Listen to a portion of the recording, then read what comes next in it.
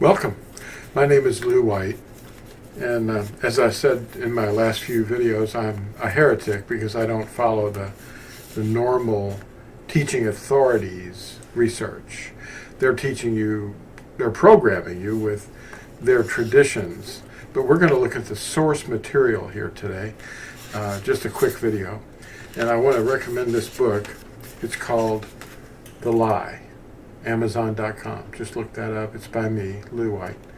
And on the back, you'll see the description of the book. You can read about it before you look at it. It's not expensive, but we've turned aside to wrong titles and names, and we're going to show you where these changes happen just in the very beginning, the first verse of Scripture. This is a tract that you can buy, you can download for free, and it's at tourazone.net. It's some of the traditions. It's called syncretism, making stuff mean other stuff. Those are two recommended resources that will balance out some of the ideas that you're going to see today. We're going to just swing right into this, so let's look at the text and just get started. So here we go. All right, welcome. Who is G-O-D? Most people are unaware that the term G-O-D originated with the personal name of the Teutonic or Druid sun deity. That's what they called the sun, G-O-D. And some spellings are G-O-T, G-O-T-T, and that it was adopted to become a generic or non-specific term for the supreme being. And this happened later. The Encyclopedia Americana defines the term G-O-D, a common Teutonic word for personal object of religious worship, formerly applicable to superhuman beings of heathen myth. On the conversion of the Teutonic races to Christianity, the term was applied to the supreme being. Unquote. Now here's a picture of the first three words of Scripture, Genesis, or Bereshith, chapter 1, starting at verse 1. These are the first three words. And the concordance numbers for these terms are at the top. And you see the script here, if you can notice this, the first word starts on the far right. It's written in Aramaic, which, as you know, is originally Assyrian. It became Babylonian, and then they carried it back after the captivity around 522 BCE. So the Yahudim adopted this script, and then in the 8th century they added these little twiddly diddles, or gnats, as I call them, and skid marks. And they they mutilated it with their version of added vowels, and they're called Nikut marks. There's the three words, and if you look at the first word, Bereshith, that's really the name of the book. It's Hebrew. Genesis is Greek. It means in the beginning. So you've got the Beth right here. I don't know if you can see my cursor, but the Beth is the letter B. Resh, that's bara, sheath. And then you've got bara. That is the word that means created. And the word that we're looking at here is Allahim.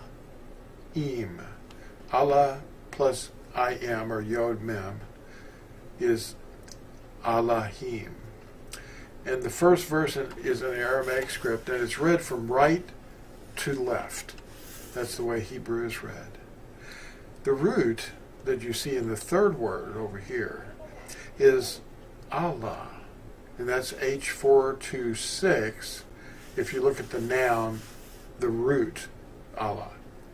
So you can see this first verse contains this term, and they use this word for G-O-D because they adopted it. A person has to be called or drawn to receive truth. Yahuwah creates a desire in us to pursue Him and draw closer to Him. He then lets us find Him if we seek Him with all our heart. Most people have never heard of Yahuwah. H3068, Yod He, Ua He. 4 vowels. They're not consonants. Look up the difference between a vowel and a consonant.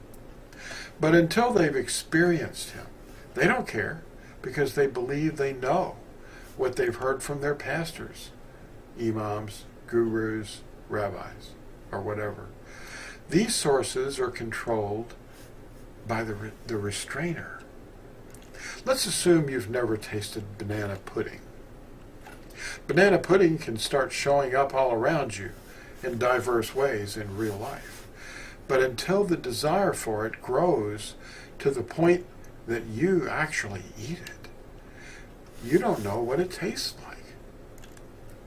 Once you've tasted the Ruach HaKodesh, that's the set-apart spirit, that's who Yahusha is, you want to be with him 24/7. The origin of the word G-O-D is pagan. But what is the pure source? The word A-L-A-H in transliteration is H426, Aleph Lam Lamed He. And it's a noun meaning high one.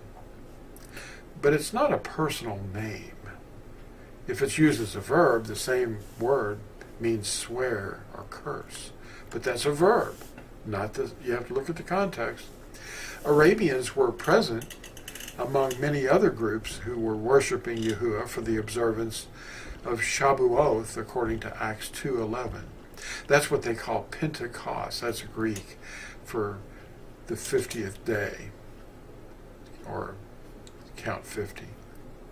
Now, Shabuoth is just a plural word that it's based on the word Shabua for week, 7 weekday. It's 7 weeks, actually. So you've got 7 weeks from the resurrection and ascension of first fruits to this festival, Shabuoth. It's the observance that commemorates the giving of the 10 Commandments at Sinai. And remember, Sinai is in Arabia. Now that's where the Arabians live, Arabs. The principle, form follows function, usually applies to architecture. And it's a self-evident truth that applies to human speech as well. Function, words are intended to be spoken. That's the primary function. The form, writing, preserves the sounds, and sounds provide meaning to the words. I'm throwing some things out here because I'm hoping that you'll re-watch this video, because there's a lot of information here that you may not be real familiar with. Cultural divergence. That's how we got into this jam. As a population is separated into 2 or more distinct groups, we know that has happened. Their habits and beliefs, values, and language will be acted on by many factors, including time. Is it A-L-A-H, or are there 2 L's? Well, it doesn't really matter, does it? But the original, or first use, of the term A-L-A-H, H426, is literally the root of the 3rd word of Genesis, chapter 1. Whatever else people have made of this word phonetically in later languages or over time are forms derived from the first use of the word. I've shown you the first use of the word.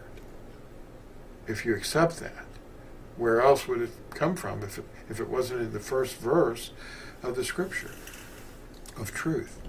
Some have doubled the letter L to fit their understanding as their traditions developed. Folks double the letter B in the spelling of Sabbath. Yet there's only one B, Sheen, Beth, Ta. That's H7676. Our Creator has one name, and He told us this at Yashayahu, or Isaiah 42, verse 8. I am Yahuwah. That is my name. And I do not share my esteem with any other, nor give my praise to idols. He uses his name Yahuwah in his word 6,823 times. That's more than any other word by far. But men's traditions have replaced it in their translations with a device to keep people from saying it. Huh? People do not know who they are worshiping because of their teaching authorities. So a sincere person has to go around them and learn by looking into the original Hebrew for themselves. Thanks for watching, and we'll see you in the next exciting video.